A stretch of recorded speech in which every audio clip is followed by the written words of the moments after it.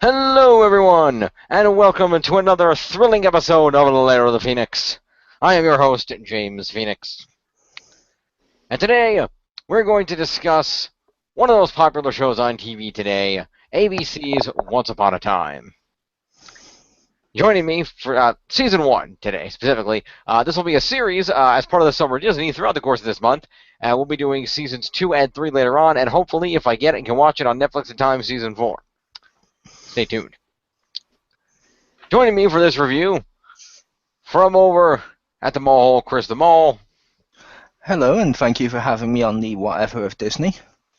You're welcome. And from Pew Pew Productions, Pew Pew Only Knows Pain. A.k.a. Anastasia Lazerbeam. Also from her YouTube channel called Anastasia Lazerbeam. That too. Boom.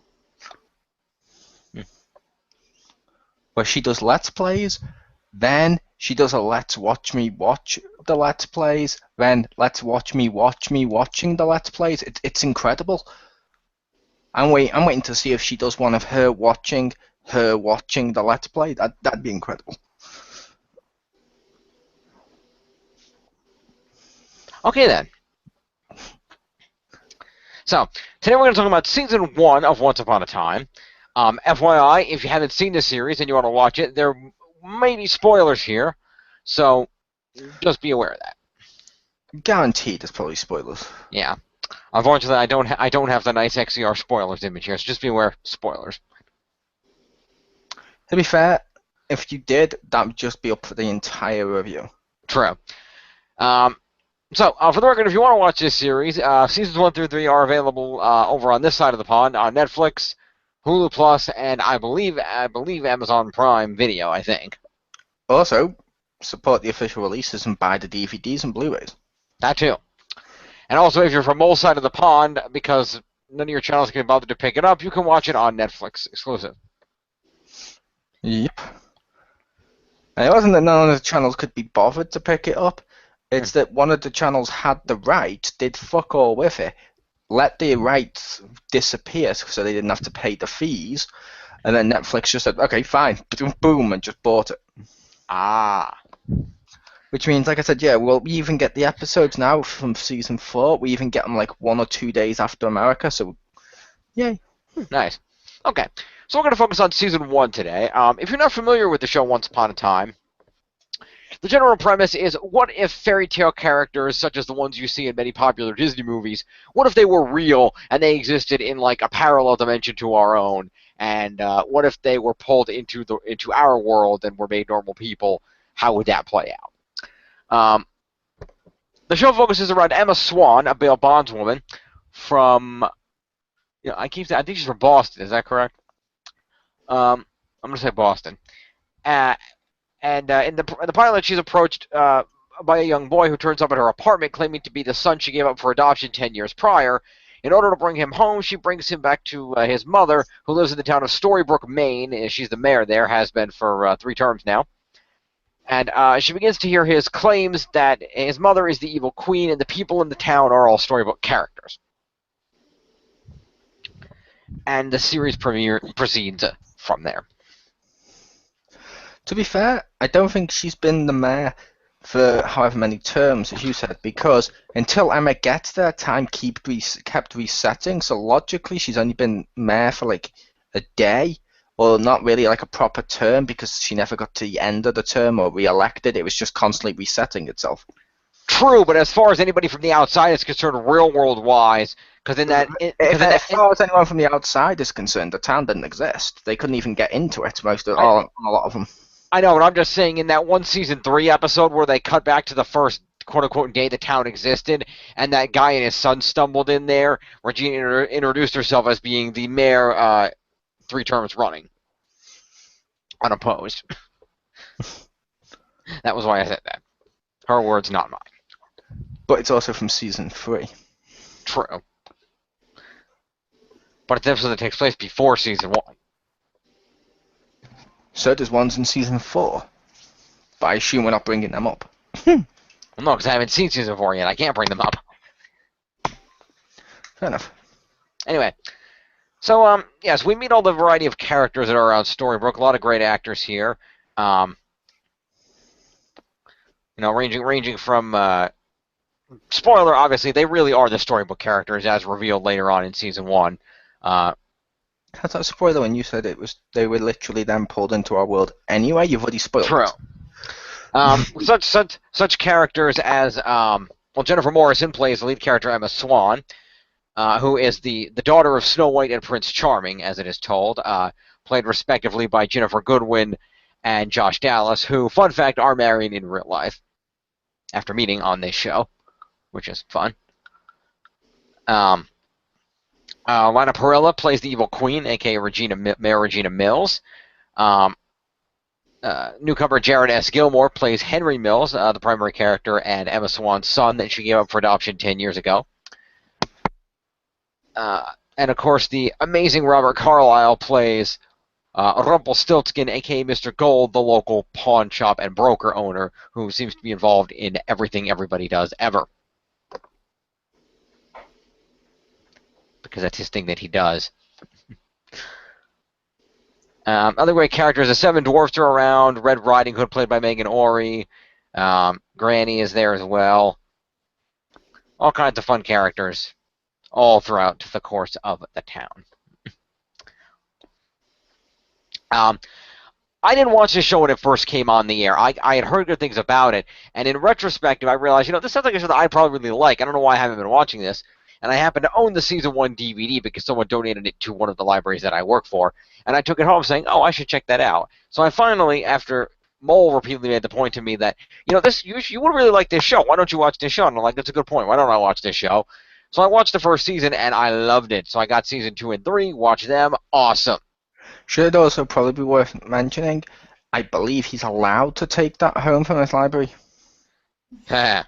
The way you made it sound is someone donate this to the library, so I thought, yeah, I'll have that. That totally makes it sound like theft. It makes it sound like you were there and like, nope, no, fuck it, I'm going to take this.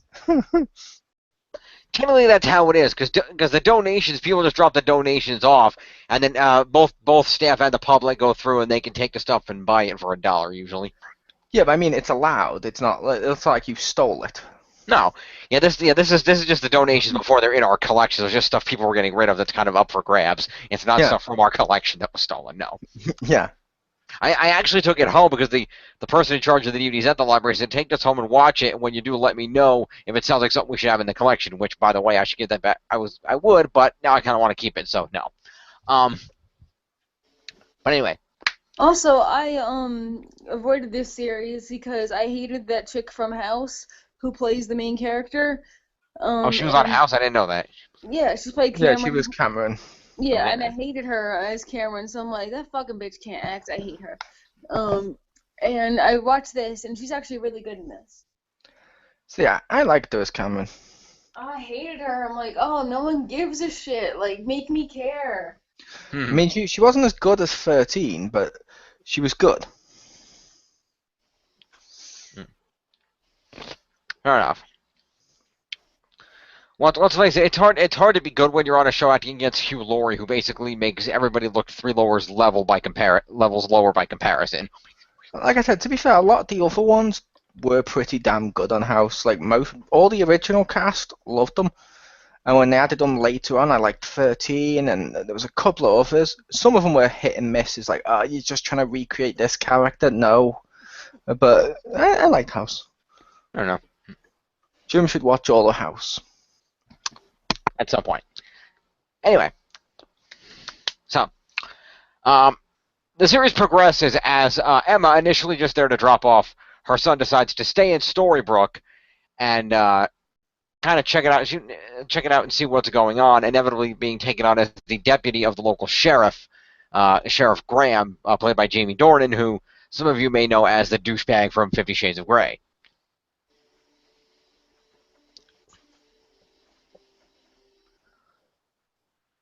And, there's an assortment of storylines as throughout the episodes. Each episode, for the most part in Season 1, is focused on a specific character, where we're learning some of that character's backstory, both who they are within Storybrooke, as well as who they were back in the world known as the Enchanted Forest. basically give it some parallel backstory where we see an event happening in the real world transposed with an event happening back then in their past, and learn a little more about how their stories proceeded. Many of the stories being changed from the ones that we know to better intersect with each other or to make them a little more interesting or just a little bit more unique, whatever that might be. Yep. For example, one of the early ones we see is the story of Snow White and Prince Charming, where we find out that Prince Charming was actually he was supposed to marry somebody else, and he actually met Snow White randomly in the woods, and she was actually like hunting things down and kicking ass and being a badass in the woods, and she actually robbed him, and that was how they met. Yep. Which I will say with those characters, I like him as Prince Charming. I like her as Snow White. I don't like their real world counterparts, if that makes sense. Like, the second we get to Storybrooke and we see the real them, like Mary Margaret with her weird Mary Margaret haircut. and David Nolan, yeah. Yeah, and she's like got the weird haircut, just teaching in school, and he's like in a coma. I'm like bored. The weird haircut, really? That is a weird haircut. Her haircut is a pixie haircut. That doesn't mean it's normal. It's my haircut. It's not weird. It's That doesn't mean it's normal. You know what? What is normal, really? Okay. Anyway, it's a regular haircut. People get haircuts all the time. It's not like an incredibly unusual haircut. Right then. Okay then. But yeah, like I said, she has the weird haircut, and I'm just bored. No, it's not weird. Shitless of her as the human version of her, if that makes sense. Not the Storybrooke, not the Story World version. The Shannon Forest version, yeah. Yeah, like Mary Margaret as the teacher, I'm like bored. I can kind of get that. Yes, it's explained pretty well. The reason all the characters are in this place called Storybrooke is because Regina, the evil queen, cast a curse that she got from Rumpelstiltskin, who is generally established to be the most powerful dude around. And she basically cast this curse that brought everybody to the land of Storybrooke and erased their memories, except for her and Rumpelstiltskin. And so she basically got to put herself in charge of everything she wanted and be the, basically be in charge of everybody, respect her and like her, and, basically be the winner. So that was how everybody ended up in this place called Storybrooke, this town that was created out of nowhere in the woods of Maine by the curse. Yep. Like I said, over the course of the season, we see the backstories of many of the different characters. Like I said, we learned this backstory of Snow White and Prince Charming. We learned a little bit about Rumpelstiltskin and what he does and how he operates in an event where he makes a deal with the woman who is actually Cinderella to get her firstborn child in exchange for helping her with something. We see And of course, Belle. And of course, Belle. Yep, that's a little later on. They were still in season 1. No, I don't think Belle was in season 1, was she? I mean, not at the beginning, because she's only in 3 episodes. She was in flashbacks, and Yeah. I think she was and I think she was also like at the end of season 1. She was shown in the cell, I think. Yeah. Fair enough. Yes, we also established the backstory of Belle, Emile de Ravin, famous for the character of Claire on Lost, playing that amazingly. Or Tessa on Roswell. Or Tessa on Roswell. Fair enough. And she plays Belle, where we learn a little bit about her backstory and how that played out in regards to the Beast's identity. Let's see what else we got here. We also see information. We learn about Jiminy Cricket's backstory, which is rather interesting. How he was originally a human who was then turned into a cricket to help escape from his abusive parents, and it was assigned to take care of Geppetto, which was kind of interesting. See, I will admit, his was like the only one of the fairy tale real, you know what I mean, like the fairy tale versions. Backstories, yeah. I was like, you've tried way too hard with that. With, oh no, now everyone's turned to puppets. Oh no, this is why he's gonna go after Pinocchio. Oh no, look, he's like a street urchin being abused. I'm like, you've tried way too hard to make us try and care about this guy. Mm-hmm. No. Like, I already cared about him before, but like all the other shit, like get the fuck out. Yeah, Dr. Archibald Hopper, as he's known in the real world, is just kind of a nice, lovable guy. I mean, you didn't really need all that. Yeah, I liked him when we saw him in the Storybrooke world. Yeah, he's actually the Um, first character we see when Emma and Henry get back to Storybrooke, walking across the street, umbrella in hand, with his dog. with his dog, Pongo. Pongo. Thank you. Yeah, Which is a Dalmatian, yes. yeah. Where it's like that. I liked him in that world. That was cool. I liked our world. I liked him in our world. He was cool. He was just likable, and they're like, oh, he was Jiminy Cricket in the other world. That explains why he would be a psychologist or whatever in this one, because that actually matches up with what he can do. Cool. Then it cuts to the story world where they try and flesh that out, and I'm like, no, you've ruined a good thing. Yeah, that didn't work. That was a little bizarre to me as well. It's like I've used this analogy in a lot of videos, but it's like you got ice cream on my pizza. Ice cream is good, but pizza on itself is so good, you don't want to add the ice cream. Yeah. We continue. We also find out more about Prince Charming and how he's actually the pauper of the prince in the pauper story, and his brother was actually the original prince, but he was an asshole and he got killed, and so he got pulled out by the douchebag king to take his place because he needed a prince to marry the daughter of the legendary King Midas, who could get a lot of gold. Yep, which that bit I was a little on the fence with. Yeah, it's like, okay, that's interesting that you tied that in there, but at the same time, that makes this a little more convoluted than it needs to be. I don't mean that. I mean, I thought King Midas was from different fairy tales to all the ones these ones, when it felt a little out of place, like when they've used Mulan and stuff. It's like, I don't think Mulan said she wasn't from the Enchanted Forest. She said she came from to the Enchanted Forest. I know, but I'm saying it doesn't make watching it. I'm like, I don't care if they explain it in universe. I'm like, I don't like that.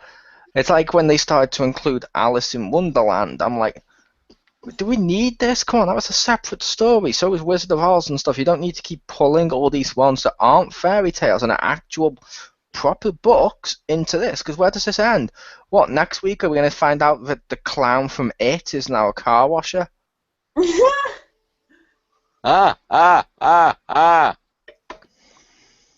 Anyway. That was a valid concern, Jim. No, I was doing the clown from It laugh. Oh, okay, you did it horribly. Sorry, I'm not Tim Curry. I can't help that. But now, like I said, which sometimes some of the choices they make is bad. But I will say, out of all this, I like the whole series. I'm still watching it. This is my favorite season. I'm just going to throw that out there now. This is my favorite season.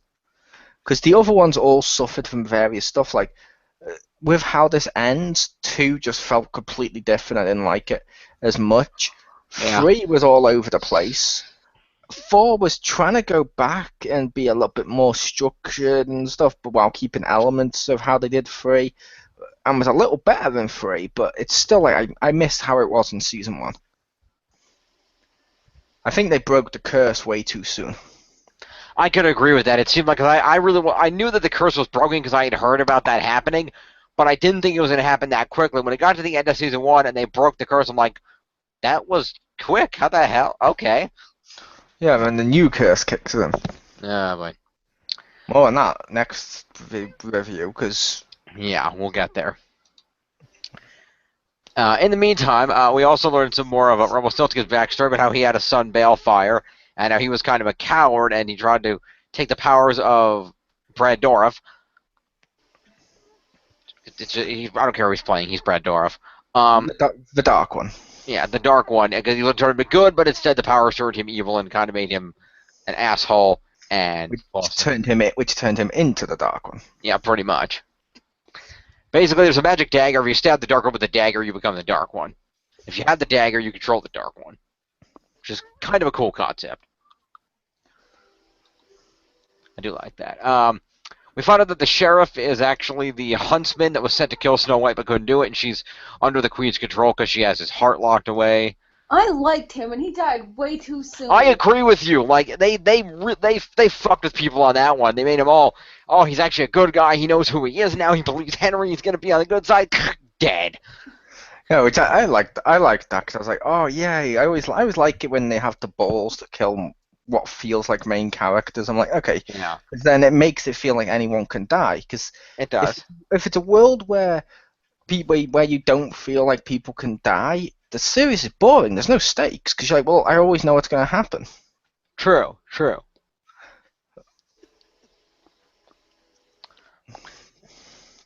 But he Also, doesn't have. he was used as a sex slave by Regina. That's a good way of going. I'm sorry. Fair enough. And also, he was like one of the few people with an accent, man. Like, oh, why you have to kill him when there's nobody else with awesome accents? Oh, suckers. I will say one of my favorite storylines that resonated throughout season 1. I liked Pinocchio. Pinocchio was cool. He shows up on a fucking motorbike with a typewriter, and you don't know who the fuck he was. And I'll admit, I kept guessing. I figured it out eventually.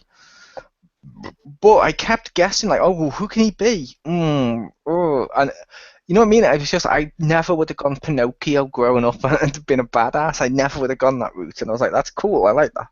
Yeah, that's a great backstory. The idea of his name is August, and as is explained, Pinocchio actually.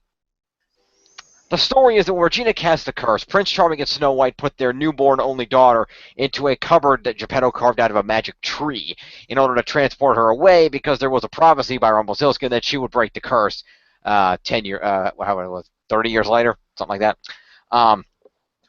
Wasn't it like 20 something years later? Because isn't she meant to be like 20? Oh yeah, 27. 28. 28. Her 28th birthday was when she break the curse. Was when she'd show up. Yeah. Okay. So on her 28th birthday, and so they managed to get her away, and but it was revealed that actually Snow White and Charming were lied to. The magic tree cupboard had enough magic to transport 2 people, and not just one. But Geppetto basically blackmailed the Blue Fairy and said, "I will build this to save the baby that will break our curse, but you must also send Pinocchio away as well to protect him, because if the curse goes through, there won't be any magic, and he won't be alive, and I can't live by myself if my son gets killed or unborn, depending on how you look at it, because of this curse." And basically said, "I'm not carving this thing to save the princess unless my son gets to go through it too." And the Blue Fairy was like, "All right, fine." And she lied to Snow White and Charming and said only the baby could go through instead of one of them with her. Which that in itself was a bad. That made Geppetto look like a huge dick. I was going to say the opposite. No. I was going to say it made them look like complete. I don't know. It just made it feel bad. Like, why are you trying to make us think this was a bad decision? If he doesn't do this, his son's going to die.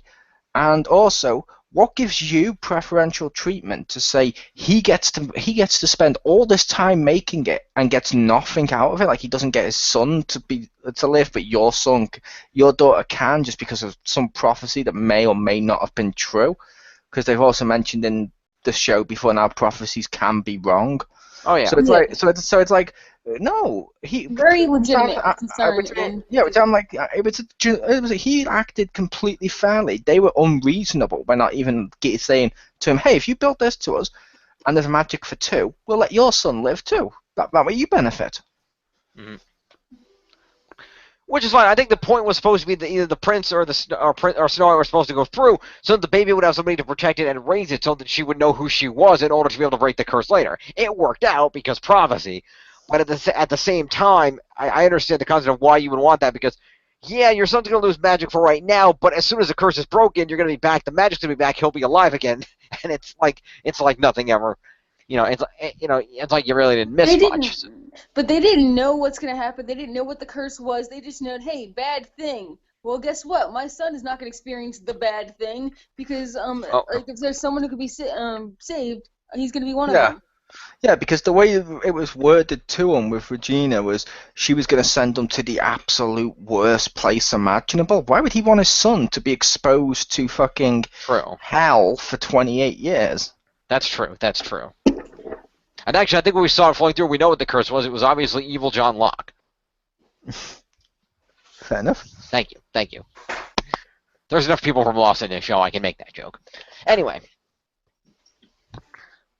So, we got that backstory, and learned a little bit about Pinocchio, who, when he came through, Pinocchio brought the baby Emma Swan to a nearby, I think it was a nearby diner where they called the police and had her sent to an orphanage. The 2 sent to an orphanage where He was with her for a while, but ended up when a bunch of orphans tried to get away because they didn't want to be there anymore because I don't remember exactly why they wanted to leave the orphanage.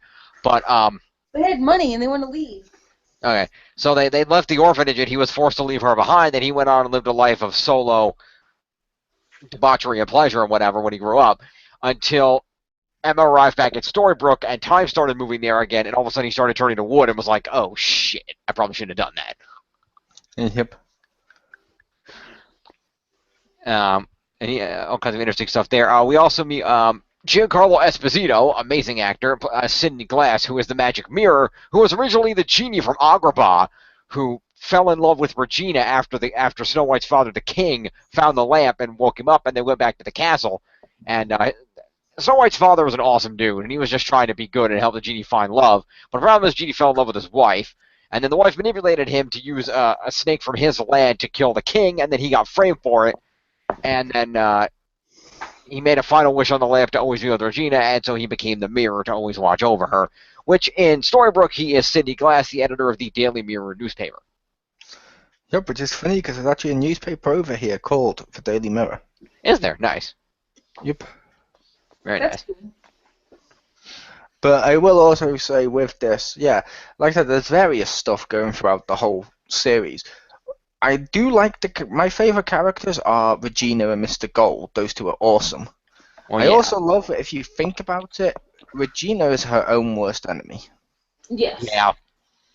This curse would not have been broken if she hadn't acted the way she did in the first episode. Because Emma said multiple times, I just want what's best for my son. I want to make sure he's happy. She took him back there. If Regina had just played nice and pretended like she didn't hate this woman and pretended to be like the nicest mother ever, Emma would have not gone, oh, okay, and left. The fact she was a complete bitch to her made her turn around and say, no, you know what? I'm going to stay here. I don't trust you. Yep. Well. Technically, technically, spoiler for coming up. None of it would have happened if Gold hadn't been a sneaky bastard and gave her son to Regina. Yeah, but we already knew Mr. Gold had done something like that with that as well, because he definitely had his memories back. Anyway, like he never lost them, and he was definitely responsible for it. They implied that in series 1 anyway. But his plan wouldn't have worked out if she hadn't been a bitch. True. Emma would have literally just left. This whole thing would have been over. Yeah. We also tie in some other not directly revolved fairy tales. In one of the episodes where we meet the Mad Hatter, a man named Jefferson who lives in a mansion. Who I felt so bad for him. Yeah. Yeah, like I said, Alice in Wonderland, not a fairy tale. Yeah, not really. So that's a story not in any sense. It's an actual book. Yeah, it's a book that was tied in here, where he had his magical hat that let him travel between the realms and was attempting to, Regina had taken his magic hat and trapped him there, but made him keep his memories as punishment for being a dick to her or something. He could be separated from his daughter and tortured him. Yeah, he has to watch his daughter with this other family that she believes to be her family. Yep, which, to be fair, I don't think Regina did that to him. Oh. If you remember the episode, Regina left him in Wonderland to get her mother back. His punishment now is to keep... father was to... Basically, his job, his punishment when he was there was to keep making hats till one of them works. Which, like he mentioned, oh shit, it's not working. Like it basically implied like he found the hat to finally get back to his daughter right after the curse. So he would have come through the hat, been there during the curse, and have both lives at once or been affected. Like he may have just got back right as the curse hit. Like I don't think Regina did that to him. I think his insanity has helped save him, if that makes sense. Fair enough.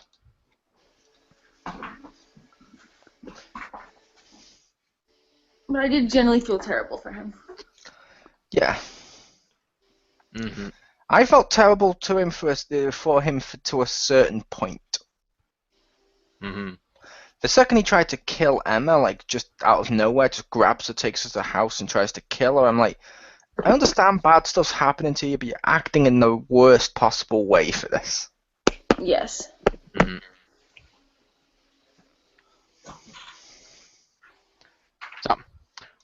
Yeah, that's a fun little backstory. We see him appear several times. I did like how they actually gave Regina a backstory and made you understand why she was the way she was, because she was in love with a stable boy, and her mother, who was a massive, massive bitch, did not like this fact, and basically her true love got killed, and she was forced into becoming the queen, even though she didn't want to be, and so that kind of darkened her heart and made her evil. It's also worth noting the reason the mother killed her was because Snow White, as a little girl, broke her promise to Regina and told the mother about it. Thus, Regina always hated Snow White.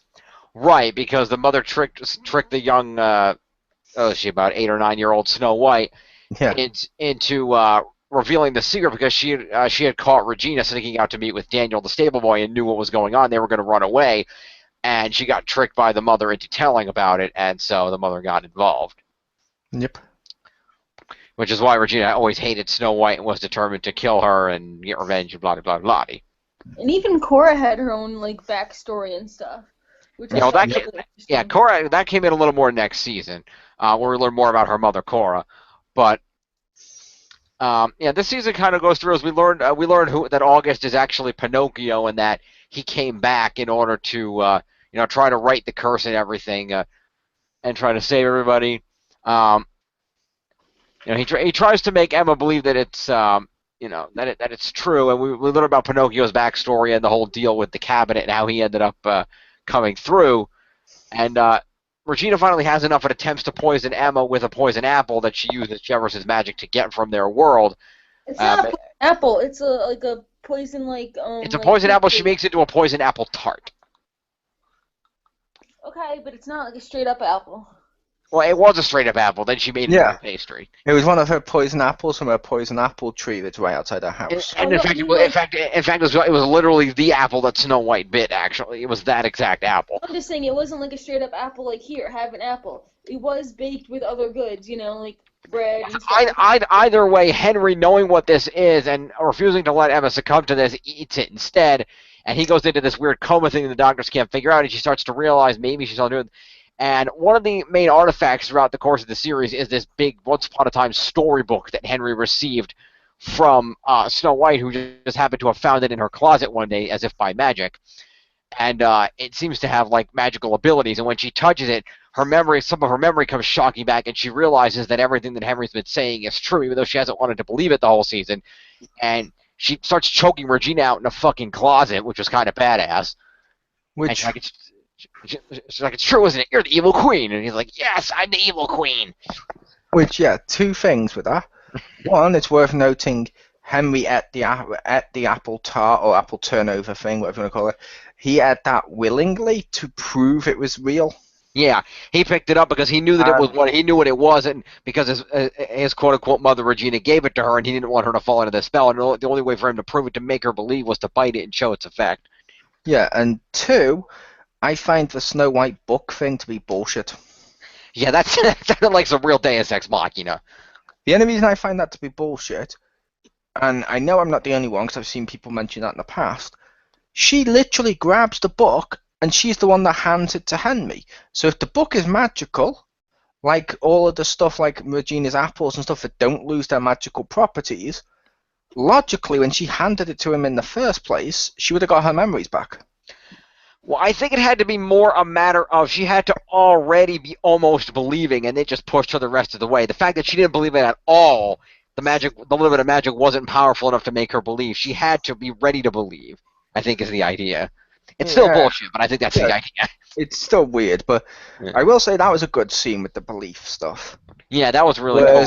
Not that, whereas August, when he's lifting up his leg, we see it all wooden and stuff, and he's like, come on, you see it, don't you? And Emma's like, it's just your leg. He's like, oh my god, you really don't believe, do you? Yeah. What? And he's like, oh god, and that's when he's turning to wood. It's like, that's awesome. Yeah, and she's in denial, so she can't actually see what he's seeing. He doesn't know what's happening to him. Her mind has refused to allow her to believe until she sees this happen to Henry, and that's when her mind opens just that little bit and says, maybe it is true, and then she touches the book, and that's what kind of blasts it the rest of the way. So at the end of season 1, after realizing that the curse was real, they needed to save Henry's life, and the only thing that could do so was a true love potion, so she and Regina team up to get it back from Dragon Maleficent, who has been imprisoned underneath the library. And she has to fight her off in order to get the true love potion to save Henry and to inevitably break the curse, as it were. Which, that's horseshit. The Dragon Maleficent thing is bullshit. Yeah, that kind of came out of nowhere. As you will find out later on, spoilers for Season 4, when you get to Season 4 and you see Maleficent back and all that stuff, and it shows you all the backstory, there's literally no reason for Regina to have done this. At the point in time when the curse was... There's no reason. It makes... there's no sense behind it at all. It's like, oh, no, plot holes. Well, as I understand it, like I said, this is having not seen Season 4 yet. As I understand it, she did this because she had to steal the curse back from Maleficent, who was the one who she traded it to in order to get the sleeping spell that she used on Snow White. It's the same spell that Maleficent used on Sleeping Beauty, Aurora. And I think the idea was that Maleficent was one of the few people powerful enough to actually stand toe-to-toe with Regina, who could have actually stopped her and potentially done something to hinder or break the curse. And as a result, she trapped her in her dragon form, where she couldn't do anything except like breathe fire and sit there, in order to keep her from coming up and stopping her and using her, whatever magic she had to counter her. Yeah, which in Season 4 they mentioned Regina tried to learn some bit of magic and helped Maleficent, and was actually really good friends with Maleficent in a way we had never seen before. I'm trying not to give too many spoilers, or too big a spoilers. And basically, with that, later on, like right before the curse hit as well, Maleficent had her own daughter that she wanted to go through and be saved from the curse as well, because Maleficent herself would have been affected by the curse. That is true. Thus, plot hole. Yeah, unless it's one of those situations where she was powerful enough, like Rumpelstiltskin, that she would have been immune to it. I don't know. Yeah, but if she would have been immune, she wouldn't have needed to save her daughter. Because she was worried about her daughter, because when the spell hit, she would lose her memories, and therefore no one would be there to look after her daughter. Anything could happen to her. Wait, what? I'm confused. She has a daughter. Okay. That she sends back to the real world, or she wants to send back to the real world, but Snow White and Sleeping Beauty, Snow White and Prince Charming screw her over. But basically, her daughter would have basically, when the spell hit, she would have been as affected as every other resident. Therefore, she doesn't know what happened with her daughter when the spell hit. In the same way that, like, Prince Charming and Snow White are together, but suddenly in that world that Regina's created, he's in a coma, and Snow White doesn't know who the fuck he is, and is now a teacher. She doesn't know, so she was trying to protect her daughter because this spell would have affected her. Yeah. Thus, keeping her as a dragon below, it makes no sense with the later stories. It's like the more they add, the more plot holes they create. Yeah. I have to know, is her daughter named Mal, and are they using this to justify that terrible-looking Disney Descendants show?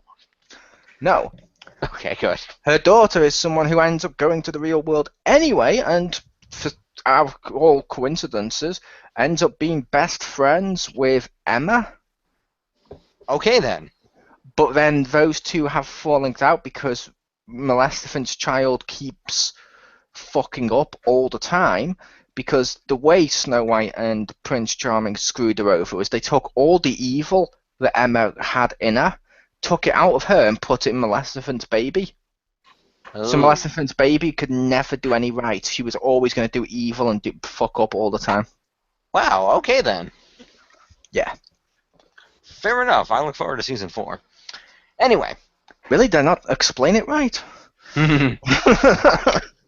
But yeah, so that is the premise of Season 1. It's kind of a really well self-contained type story that if they had ended the show there, it would have been fine. But it's not self-contained. Well, it's self-contained enough. Not really, because right after she breaks the curse, you see another curse of clouds coming towards them. That'd be a horrible ending, because it's like, oh, she didn't really break the curse then. Because until next season, we don't know what that curse is, but they definitely know it's another curse. So it's like, oh, she broke this one just for another one to happen. Oh, great. Okay, so there's no closure. True, but it still had a pretty good story to it, and I will say they broke the original curse pretty quickly. But what they did was kind of interesting, and it did add an interesting dimension to the show. I just feel like they could have gone another season before they broke it, or at least another half season before it broke, and then kind of played it off from there rather than where they did it. I think the reason they did it so fast was because they planned. At least one of the people mentioned one of the reasons the curse broke so fast of one season was they had planned for if they did a season 2 to introduce magic and all that stuff in the real world. Mm-hmm. And if they'd waited too long, people would be like, but this, you just changed the whole show completely, I don't like it. Whereas if they did it after a season, you'd be more forgiving. So, oh, okay, season 1 was about this, season 2 is about this, and so forth. Makes sense. I can see that. I wish the curse had never been broke. Mm-hmm. Wasn't it at the end of season 1, or was it the beginning of episode 2 where they where someone gets a note from the town that the curse was broken? End of season 1. Okay. Yeah, that's another deal. And that's for Neil Belfire. Yeah. That's someone, because I wasn't sure if you guys wanted to say it or. Yeah, well, we'll I discuss. can't remember, was Hook in season 1 or 2? No, Hook didn't come in until season 2. Same with we didn't find out much of the Vex. We didn't find out that Neil was Bellfire until season 2 either. Yeah, I knew that, but with the other one with Hook, I wasn't sure. And when after I said that, I was like, oh wait, yeah, because he had to come in it once everyone got their memories back, because he was never affected. Yeah, because Hook showed up because Hook allied himself with Korra. Yep. So he showed up at season 2 when Korra was doing her thing, which we will talk about next time. Yeah, we will. I was just saying, oh yeah, I was just correcting myself. Oh yeah, that's next season. It is. You went into more details with that, ironically. Fair enough. So, do you guys want to give final thoughts on season 1? Maybe a score, or in your case, more a watch, whatever it is you do. Yeah, I'd rate this as a buy. I liked season 1.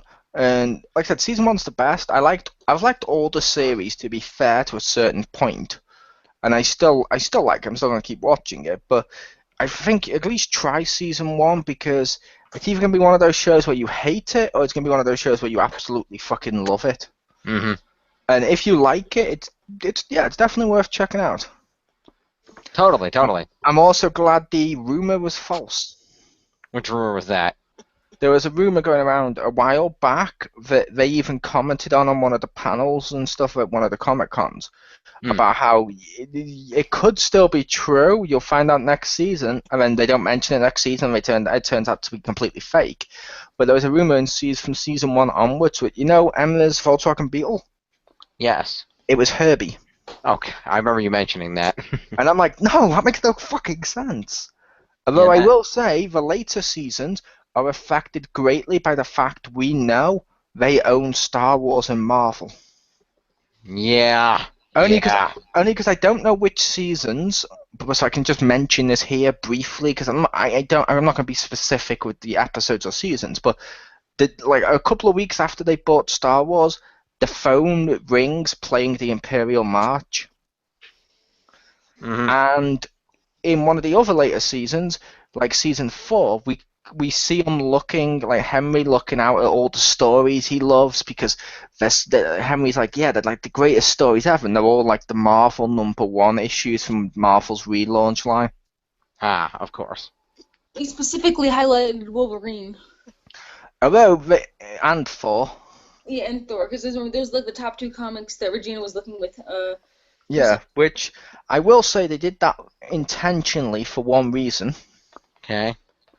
As they've mentioned, like the ringtone of Star Wars going off was to prove that in this world, Star Wars is just a film, and even the characters in Storybrooke know it's a fake thing, so they'd have it on their phone. Mm-hmm. Same thing with the Marvel thing, to shut up all the people who are like, oh, why don't you add Marvel and Star Wars? Like, the idiot Kingdom Hearts fans were like, you need to add Marvel and Star Wars to this. It's like, no, Marvel and Star Wars don't need to be added to every Disney crossover property. Let's just leave it. Then they had to make another reference. There's a point at which I won't go into detail, but Emma has to be incognito and needs an alias, and out of her ass she pulls out Princess Leia. She does, which was kind of funny. Yeah. Which, to be fair with that one, I didn't hate that reference. Yeah, that wasn't too bad. The only reason why is, like you said, she pulls out her ass, but to be fair to that, that's the same reason, like, Marty took his names in Back to the Future and he went back in time, because she's like, oh yeah, I'm Princess Leia. Because logically, if she's watched Star Wars and likes them, that might be one of the first princesses she comes up with. Like, if you go back in time, not saying you can, but if you went back in time to, like, the 80s, you may make a reference to, like, oh, who are you? I'm Ferris Bueller? Ha! And you know what I mean? It's just Yeah. because it's something you know. That reference, I don't mind. The comics one was way too much product placement for me when they did it, because they even showcased this whole shelf of comics of it. And I'm like, oh, fuck off. Of course. All right, yeah, I would definitely give season 1 I would definitely give it a strong 9. It has some issues here and there, but overall, seeing all these characters, delving into the worlds, learning about the backstory of all these characters, it's really, really interesting, really a lot of fun, really interesting how what they became in our world, how that compares to what they were in the fairy tale world, the changes to some of the fairy tales. Keep an eye on Red Riding Hood's one in particular. We didn't talk about that much, but that's a lot of fun. So on and so forth. It's really enjoyable. Mo, thank you for joining me. And thank you, but wait, what happened to Pew? Unfortunately, Anastasia Lazerbeam's phone died. Okay, I didn't realize that. That's why I will say, because I know, we won't be reviewing this because we've already done the review of this is already up on the Xpound. But when you actually get around to watching Arrow, if you like that with Once Upon a Time, you may like that with Arrow. Fair enough. Because that's literally how Arrow is structured for most of the seasons. Is half of it is the present time with him doing stuff as Oliver Queen in the Green Arrow now, or Arrow now, or the Horde, whichever season you're on. Yeah. But basically, it's him doing that stuff now as that, and it flashes back to the island where he was stranded on for 5 years, where he's just Oliver Queen learning for the first time, which is great structure. I like the idea of 2 shows in one. That's always fun. Yeah, that's really good. So yeah, stay tuned for this coming Sunday at 8 p.m. Eastern Time. We're going to take a look at Season 2 of Once Upon a Time. Which I will also say one of my favorite moments from Season 1, which I was going to mention during the review. Oh, sorry, go ahead. I loved Mr. Gold's plan when Emma wants to get elected as sheriff. That was a great plan. Because he literally sets fire to a building, so Emma ends up saving Regina. Then tells Emma that it was him, just so in front of everyone, Emma turns around and says, "No, I'm not going to be Mr. Gold's puppet. Fuck off," and just leaves basically. To which, like he said, yeah, the stand up to Regina, that's one thing, but the town needed to know you would stand up to me. That makes that a victory for you. That's why you won. I'm like, okay, that's kind of clever. I also love the fact that no one figured out, even Regina, where she even mentions to Emma afterwards of, Mr. Gold, he may not make the best friend, but he does make a superfluous enemy. Enjoy that. And I'm like, that's awesome. Like her grin when she says that to her, just enjoy that. I'm like, oh my god, you smug bitch. that's why I love Regina. She's awesome. I know Regina's great. I love it. I love Mr. Gold too, except the problem of they can't seem to develop his character without undoing it. But we'll get there. Yeah, which I really do like Mr. Gold. He plays him really well. Okay. I'm hoping they fix him. I'm hoping they fix him later on with the errors and not just hijack his stories for other people. Yeah, we'll talk about that. Yeah. So, like I said, Sunday at 8 p.m. we're going to talk about Season 2, and then we're going to talk about Season 3 on Friday, August 21st at 11 p.m. approximately. So, possibly earlier, but we'll let you know if it changes. So stay tuned for those reviews. We will do Season 4 near the end of the month if I can get it on Netflix and watch it in time. We'll see. If not, that will be at some point in the future. We will review that. And possibly maybe Once Upon a Time in Wonderland, but I'm told that kind of sucked, so maybe not. That kind of sucked, and I will. That kind of sucked from the parts I'd seen, and I can't watch that. Oh, it's not on your Netflix? That's not on my Netflix because like, no, it sucked. There's a reason it was cancelled after one season. Fair enough. Which pisses me off because they wasted Jafar on that show. They did. Bullshit. Anyway, we'll talk more about Once Upon a Time coming up in the remaining month of the summer of Disney here, so stay tuned for those awesome reviews. And of course, rounding out the summer of Disney at the end of the month, stay tuned for this month's Punch Starter, where everybody will be making a Disney movie out of a non-Disney movie. That'll be a lot of fun. Disney Star Wars. There you go. I'm imagining some weird lightsaber with like a crossbar. There you go. Also, I guess because it's technically part Disney, Sunday, August 15th, we're going to, for the Shadows Mall with Marcus Shadow, we'll be taking a look at Who Framed Roger Rabbit, or at least these guys will be. I won't be in town. To be fair, that was definitely for some of Disney. That's the only reason he did it, because it's a crossover. Like you said, this half. Right, Disney crossover theme. Yep. Okay, fair enough. Yeah. That'll work then. All right, well, thank you for joining me, Mole. Thank Anastasia Lazerbeam for joining us. Unfortunately, she was on her phone and it died on her, so... How did you find out? She messaged me on Skype. Oh, okay. She messaged you on Skype. My phone died. Okay, fair enough. I thought she would have sent it into a group convo. My bad. She didn't, apparently. She just said phone died, so I think that's the combo she happened to have up. But anyway, I'm James Phoenix. Thanks for joining us here on the Lair of the Phoenix. Check out Once Upon a Time. It's on Netflix. It's on Hulu Plus. It's on your Amazon Prime. It's on DVD and Blu-ray, wherever fine DVDs and Blu-rays are sold. Check it out. It's a great show. You'll be glad you did. We'll see you next time.